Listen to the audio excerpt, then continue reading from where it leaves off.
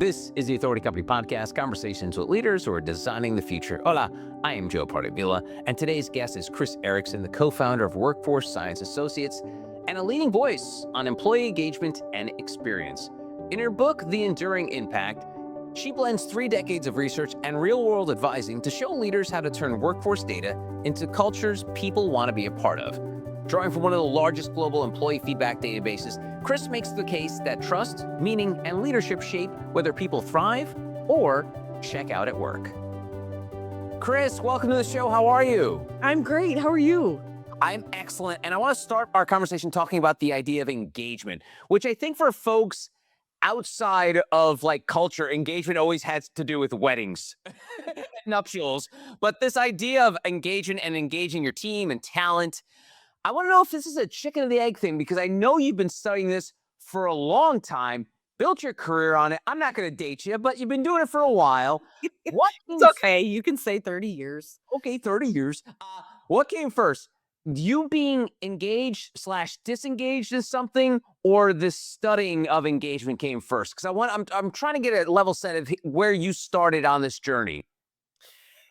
Well, I think all of us, it's personal in the very beginning. You either love what you do or you don't. And I always thought growing up that I was selfish because I didn't want to just do any job. I wanted to do something that I thought was fun and interesting and intriguing. And turns out that is a very clear portion of what engagement is. And so I just feel that there are people in this world who have never had those experiences of saying, I really like what I do, that for them, work is just that. It is a job, and they feel that it needs to be a chore. And I feel really bad for those people.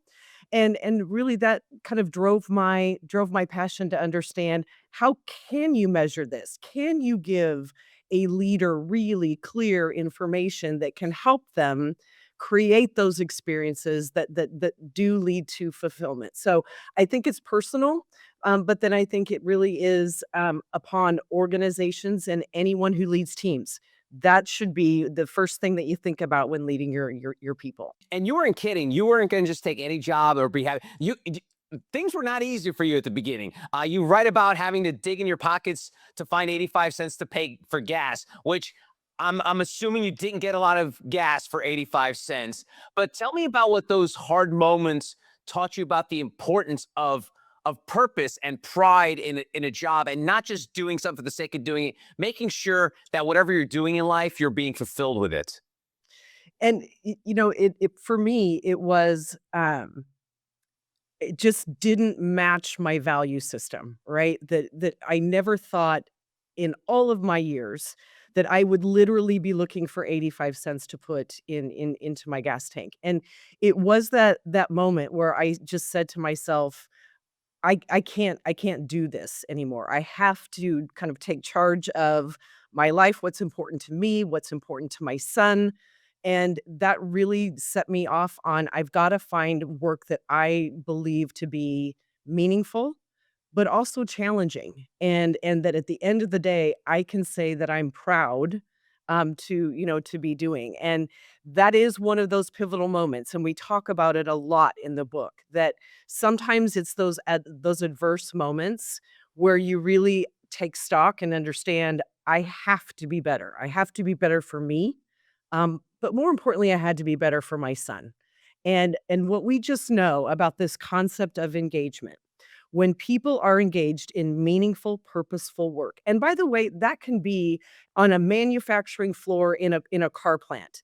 I've talked to those employees before, and what they'll tell me is, if I do my job right and well, I'm building a vehicle for a family that someday may drive it, and it's going to be a safer vehicle because of me.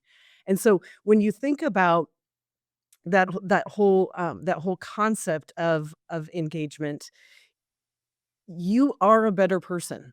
And what I mean by that is, highly engaged people are better coworkers, they're better spouses, they're better friends, they're better parents, and truly the end game for us here at WSA is that we make communities better. When we know we have organizations that are firing on all cylinders with this concept of engagement, They're a much better run company, but they're just better out in those communities in which they live and in which they serve. And that to me, I've had people tell me that that's a Pollyannish view, but that really is what gets me excited because I know we are making a difference. And by the way, couldn't we use more of that now? No doubt. And I wonder because you mentioned the fact that people they see it as a Pollyannish image, but to me, I almost see it like looking at engagement in a vacuum. Because if you look at just the things you can control in your job and your work life, whether it's how your boss treats you, how your teammates treat you, that's the vacuum. But then you have this stuff that sort of seeps outside, and that's like an economy that's struggling, AI taking people's jobs. How does the unknown and the future affect you talk about the people that work in plants, and they know that they're the first to be cut. They are those are so how does like people not worrying so much about the future affect their present day engagement? There's a critical role in organizations, and that is senior leadership. So you think about the C-suite. And in the book, we talk about it. Leaders who are really crystal clear on what we call strategic alignment.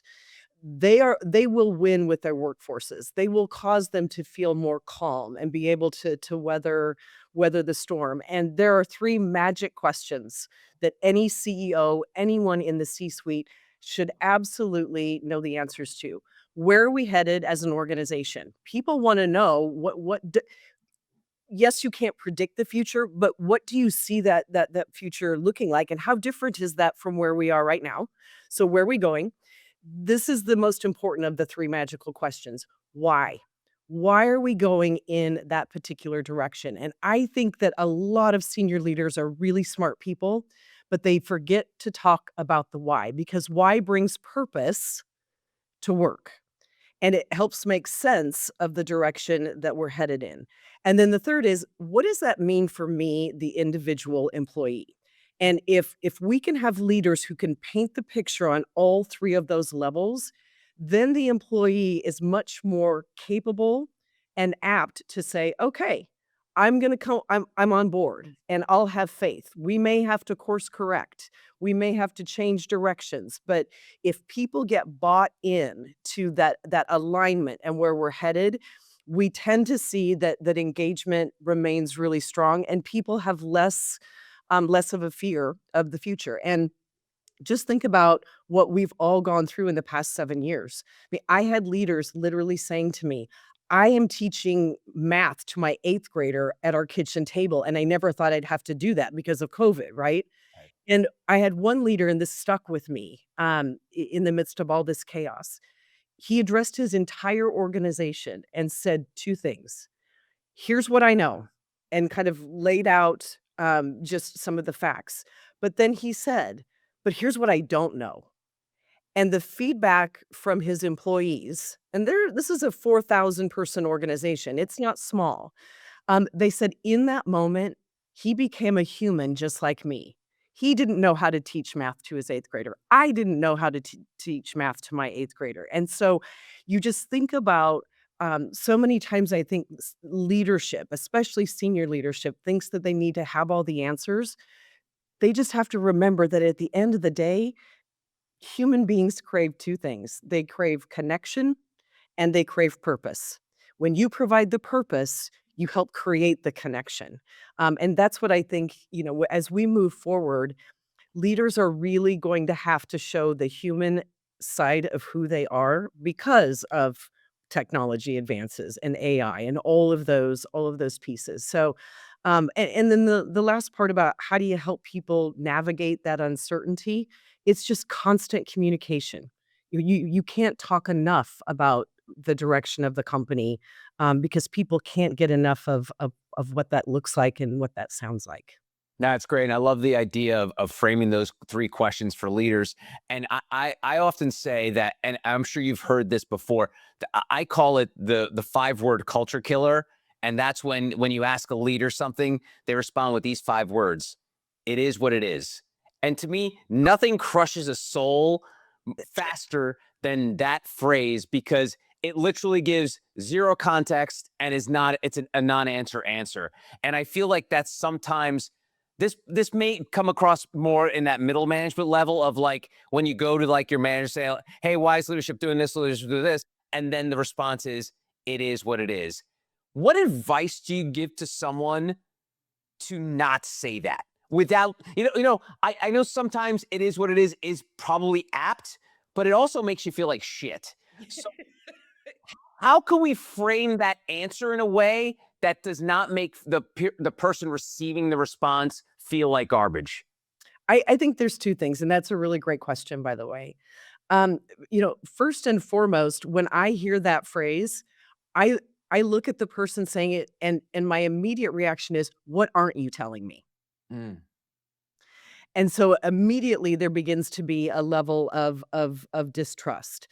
I think that this is something I've really learned from studying leaders and managers, over the years, is that oftentimes, that phrase or, "We're just gonna do it because we were told to do it," um, it's really bad management and leadership, and I think sometimes managers believe that they have to know it all, have all the answers, and they forget the power of active listening and asking questions. So if an employee's coming up and questioning why we're taking this direction or why we're having to do something, it's getting the employee to tell you why they're feeling that way.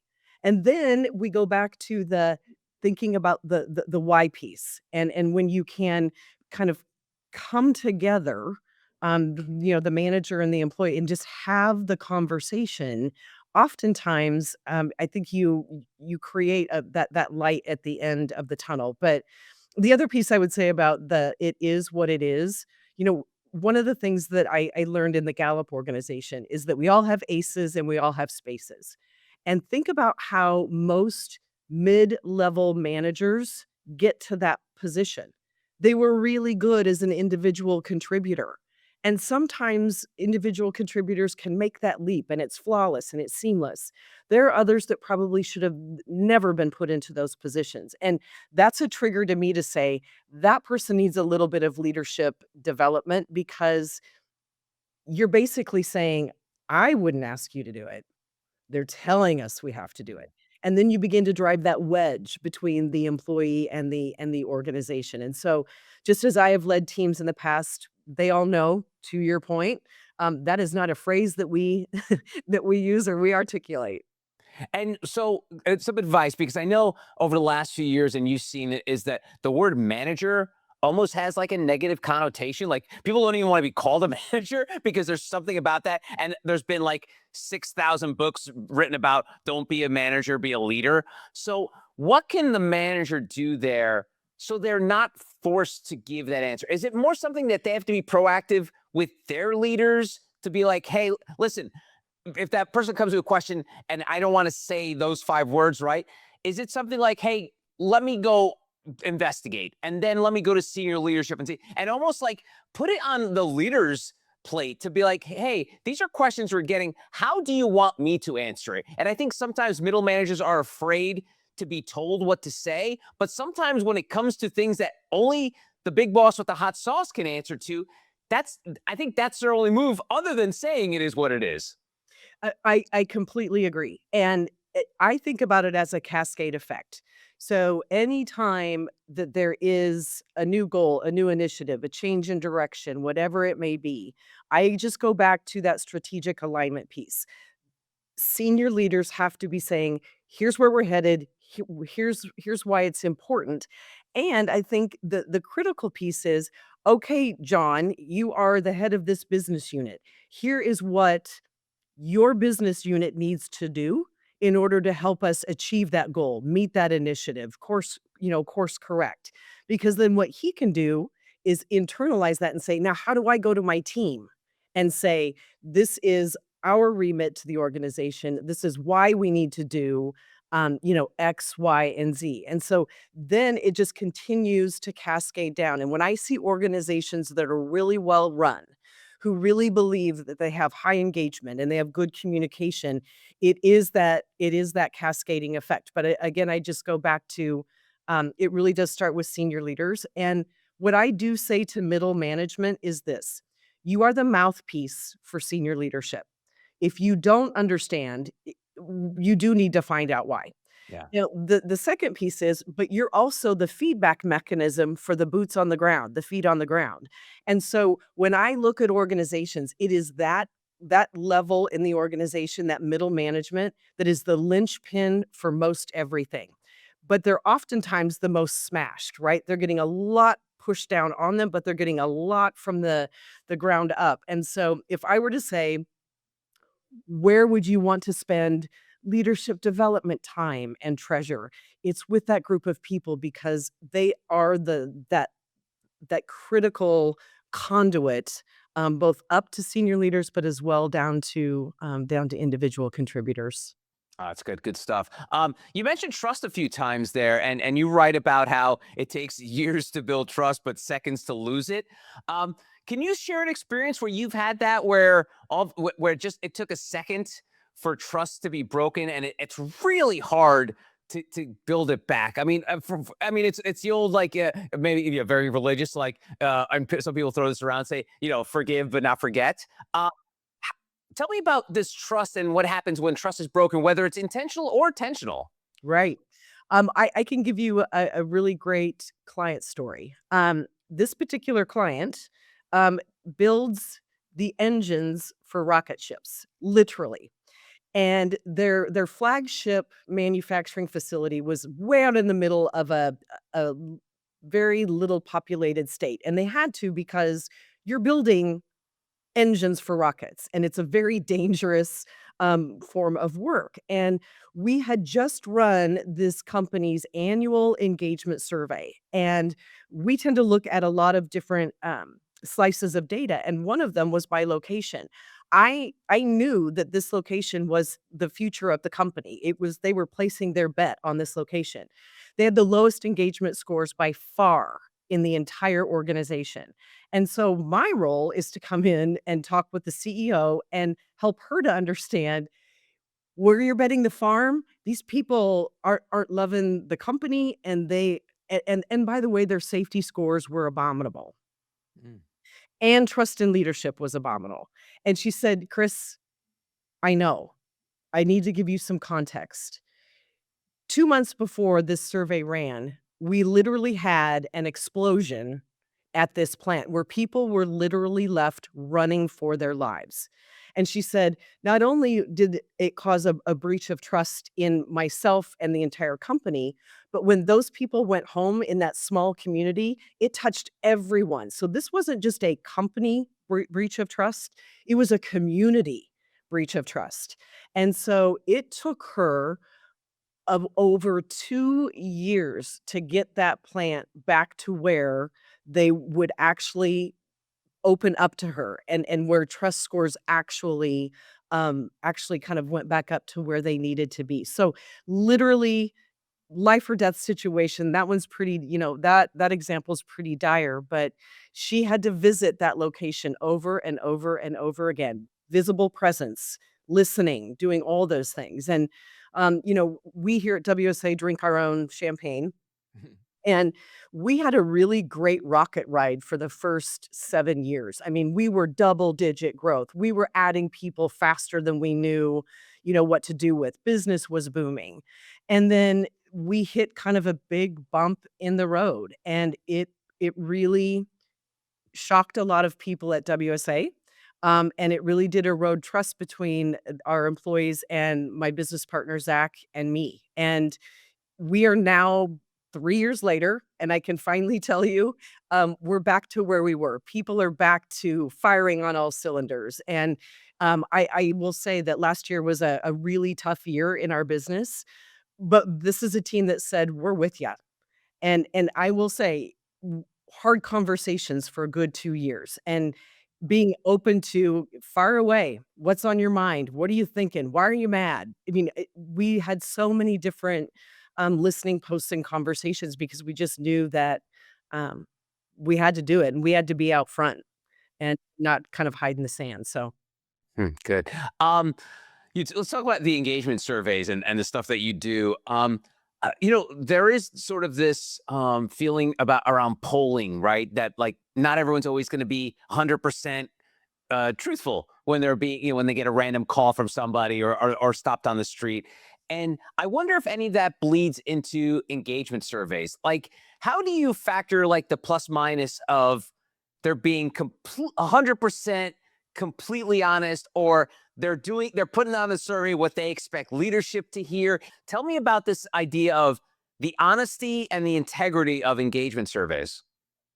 Well, I think that there are a couple things, and I don't want to get too technical, but um, there are items, and then there's always a rating scale, right? You have to be able to put a score to how the workforce is feeling about a particular topic.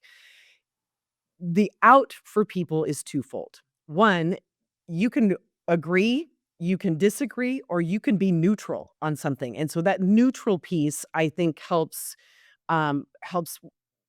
avoid some of that. I'm just going to tell you what I think you want to hear. We also have an NA option. So I can say this is just not applicable to me. So there's some things just in the mechanics of the survey itself. But again, this is now going to come down to communication. When employees realize I can give honest feedback and you do something with that that makes my experience better, I can't give you enough feedback. And what the other piece around that is we would never showcase an individual's responses. So in our technology system, it's hardwired. If there aren't at least 5 people who respond to a particular item on a manager's team, you're not going to get a score because we do have to protect that confidentiality and that anonymity. But I believe that initially, as you think about how can you make people feel comfortable, one, it still goes back to senior leaders. They have to say, "We're doing this because we want to hear from you." Then it is the follow-up actions, but it's also reminding people that, when we ask for your feedback, can you name a time that we went on a who hunt?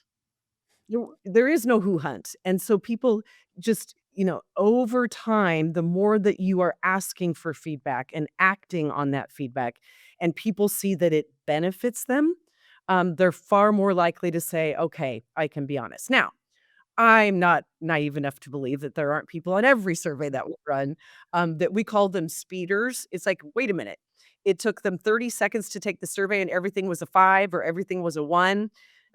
It's gonna happen, but you have enough of the mass, that it doesn't tend to affect the score as much as you would think, so.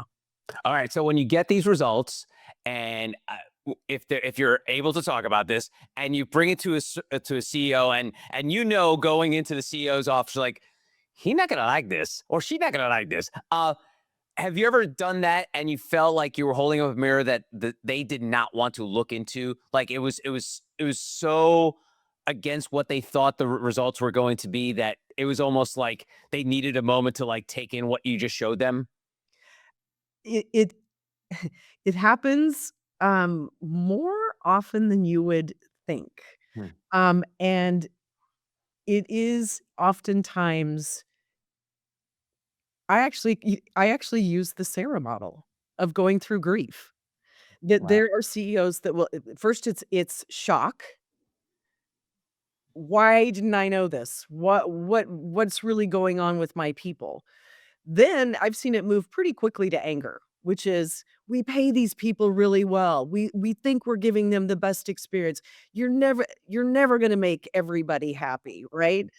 And then they just kind of my role then is to keep them moving. Let's get you out of shock and anger to let's just maybe accept that this is what, your people are saying. And I always go back to this was a point in time and this is how people feel. You just used a survey as the vehicle to understand that. They already felt that way. We just provided, the data in a survey. And it's really interesting. Several years ago, we were working with a medical device company. And we had been working with them for several years. And going back again to how we look at data, There was a particular division of this medical device company that had consistently, for the past 2 years, been the lowest scoring division in the company on engagement. Well, my partner and I were in the boardroom giving the detailed readout of the results, and the CEO got a phone call, walked out of the meeting, and never came back. And that is not something you ever want, as a consultant. You don't want the CEO. So when the presentation ended, I went up to the head of HR and I said, "Did we say something to offend him? Is he angry?" And she said, "No, but we did just have the largest product recall in the history of our company." And I said, just out of curiosity, "What division?" And when she told me, I opened up the presentation and I said, "Look where this division falls. It's been the lowest on engagement for now 3 years running." So if we could have gotten his attention earlier to say, "This is a ticking time bomb," um, because it didn't go so well for him, after that recall. So I think it's our job to get them to work through that. The survey didn't reveal something out of thin air. It's how people have thought and felt, and in some ways acted. We're just bringing science to it for you. This isn't just how we feel your employees are feeling. There's science to this now. And executives are data-driven people. And so if I do my job right and well, I'm using facts and science and data to say, "No, this is what 3,556 people felt." And now that you know it, here are 1 or 2 things, 1 or 2 actions that if you take them, you can move the needle. You can move engagement in a positive direction. That's great. I want to double click on a couple things. So earlier, when you talked about like revealing these not so great results to folks, one of their initial reactions is, "Why didn't anyone tell me this?" Does this go back to where we talked about earlier, where just no one felt comfortable telling the boss that there was a problem before it got there? I mean, is that generally what happens, or is it even more that the boss is so? And sometimes it could be the boss being like, "Hey, I'm in my office. Leave me alone unless there's a problem." Is it a mixture of that? It is a whole mixture. It's everything, that you just said. Some think about this. In most corporate office buildings, where does the C-suite sit? They're on the top floor. It's, gated. People can't just walk up there. What message does that send to the rest of the organization? Now, I get it for some security reasons, et cetera, but it sends a very clear message, that we are more important than you. I always say to senior leaders, you need to be out in your locations. You need to be walking the halls, interacting with people so that they can see you. So sometimes I think it is that. Sometimes I believe it is they just they're busy people, right? They're running multi-billion dollar organizations. And if you look at the majority, and I'm not faulting this, but if you look at the majority of senior leaders, CEOs, what's their background? Sales? No. Finance, Oh. accounting. And so by the nature of that work, they've grown up interacting more with numbers than they have people. And so I think sometimes again when you get to that level and rightly so, they have fiduciary responsibilities, right? They can't just not care about the numbers, but I always subscribe to people get done through work. Well, it's the same thing as you think about hitting your numbers. It's your people who do it.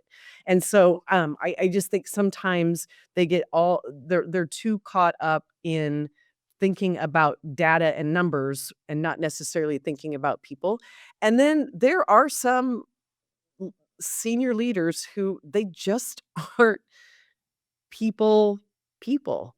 And they're not going to have that comfort level. And again, I just go back to that trust piece, right? That, um, I think leaders oftentimes think that they have to be infallible, and the more they're interacting with their people, the more they may trip, the more there may be that misstep. So, yet it is always pretty shocking to me, when senior leaders have no idea, that there could be some pockets in the organization that really don't think it's a great place to work.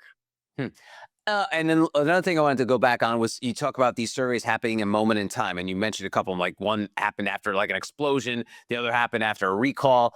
Um, how does recency bias play into a lot of these, and the just for lack of a better word, timing of these surveys have to do with the culture? Because I know, as you mentioned, like a couple of those are pretty extreme. So if you had done the survey 3 months prior, maybe everyone would have been five hunky dory. We love the boss. We love it. We're all fulfilled here.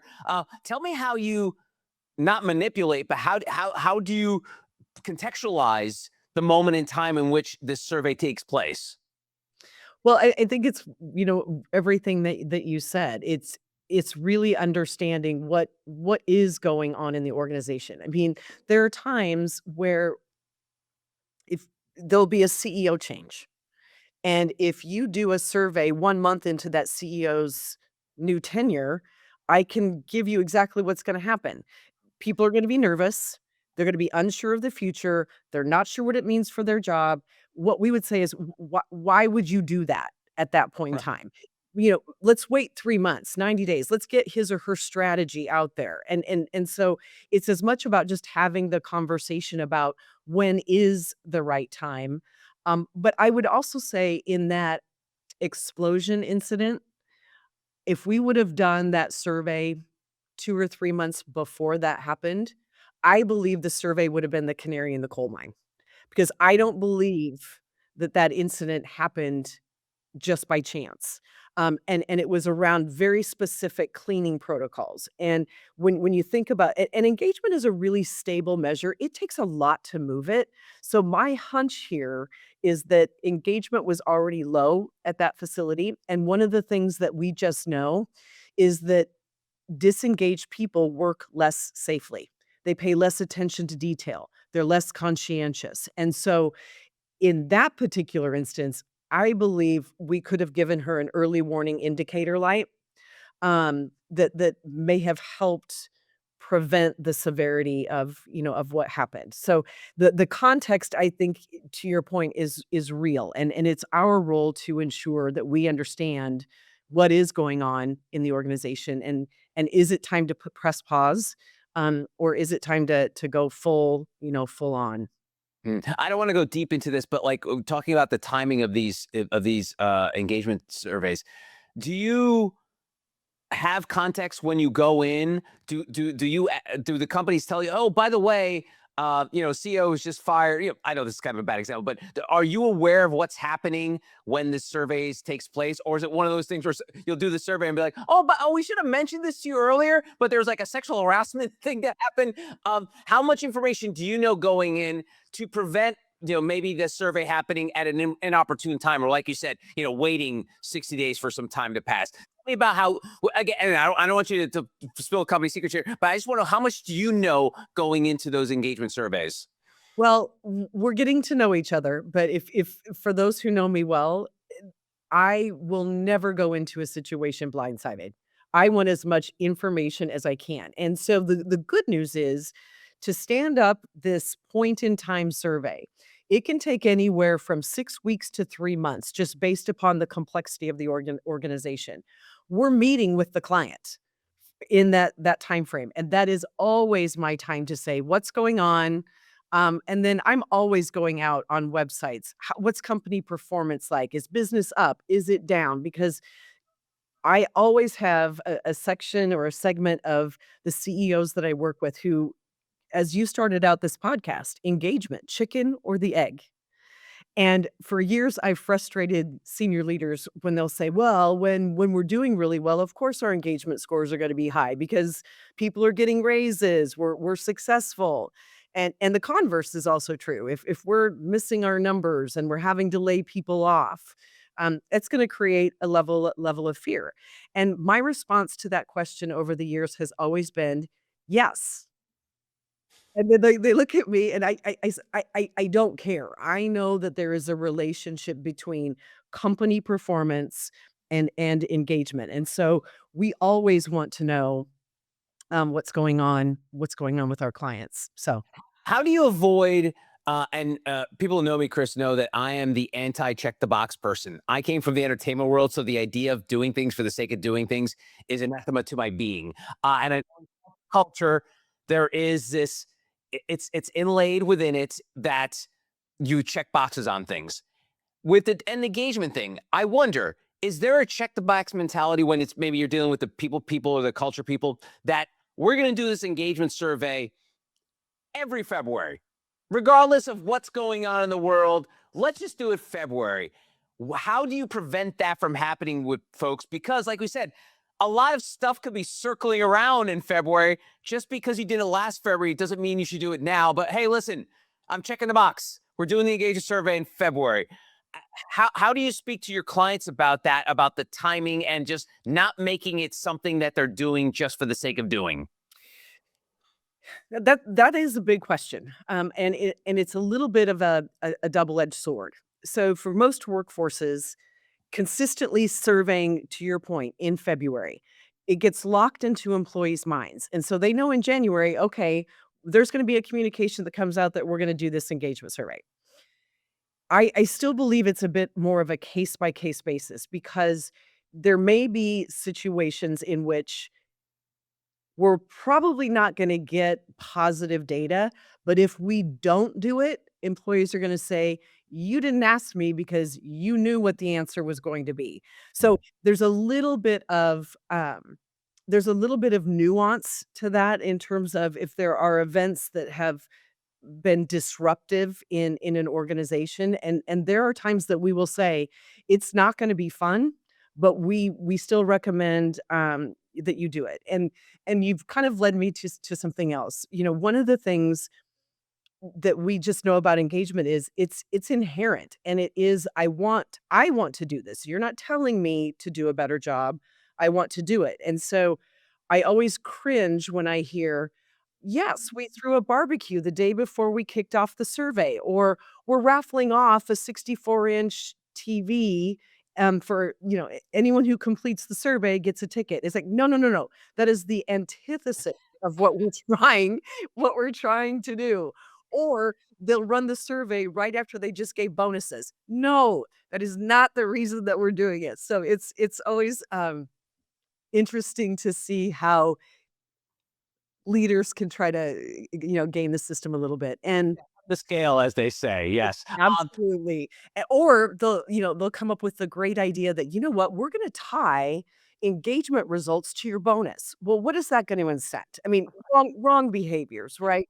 Five, five, five, five, five. Exactly, exactly. And I think the other piece about that is that, yes, this is an HR program, right? It is in human resources, but it truly is the best management tool I know of because it's giving you real-time data on what your employees perceive to be important to their overall experience. And so if this program stays only within HR, it's going to have a short shelf life and it's not going to have the level of credibility that it needs. You need leadership out there saying, "No, this is important and we're going to do it. And I may not like what you're going to tell me, but I need to know what you're thinking and feeling." So, That's great. Great, great. All right, so let's finish on a philosophical note, if you don't mind, Chris. The difference between happiness at work and fulfillment at work. And I think for many people, they're intertwined, but I think you and I both know that being happy at work doesn't necessarily mean you're getting a lot out of work. So, as you've been doing this for, you said it, you outed yourself, you've been doing it for 30 years. For employees, what's the difference between happy at work or being fulfilled at work? I love this question. Thank you. First and foremost, happy. Let's just take happy. If you had 100 people and you asked their definition of happy, you're gonna get 100 different definitions. There will be some similarities, but you will get 100 different definitions. That's one. The second piece about happy is this: whether we all like it or not, we come out of the womb and we have some hard wiring from the very beginning of our lives. There are people that just inherently are happy people. No matter what happens to them, they see the silver lining in everything. We also have encountered some people who that isn't a part of their hardwiring, right? And no matter what you do, you're not going to make them happy. So we find that measuring happiness is inherent in the person, and it's so dependent upon the environment. If you got in a car accident on the way to work today, probably not going to be in the best mood, right? If you had a fight with your kid before you drop them off at school. So there's so many things that can affect happiness and satisfaction. Here's why fulfillment is the important piece here. I want you to think about your life and some of the biggest growth periods you've probably had. You weren't cruising along. It was a big challenge that you took on. It was you were learning a new skill or whatever it was. It was not necessarily easy. It was probably really hard. But at the end of the day, when you look back, you say to yourself, that was a pivotal moment in my life. And when I mastered it, how fulfilled did I feel as an individual? And those stay with you the rest of your life. And there's so many stories in the book about moments when either a leader created an experience or the individual had an experience that led to massive growth personally, professionally. And people will literally say, it is in those moments that the trajectory of my life changed forever. So that 85 cents in the gas tank for me, that changed the trajectory of my life forever. I didn't want to do that anymore. But then I can also celebrate that there were some amazing moments where, I had a seminar leader who believed in me and put me out in front of 30 cantankerous restaurant managers to argue about an interview. That changed the trajectory of my life. I knew that's what I wanted to do for a living. So I just think it's really important to segment those two concepts, and it really is about fulfillment. Awesome. And you can read all about it in The Enduring Impact, The Art and Science of Crafting an Exceptional Employee Experience. She is Kris Erickson. Kris, thanks so much for your time. I really appreciate it. Absolutely. Thank you. And that's going to do it for this episode. If you want to find out more information about Kris and our other amazing authors, go to theauthoritycompany.com.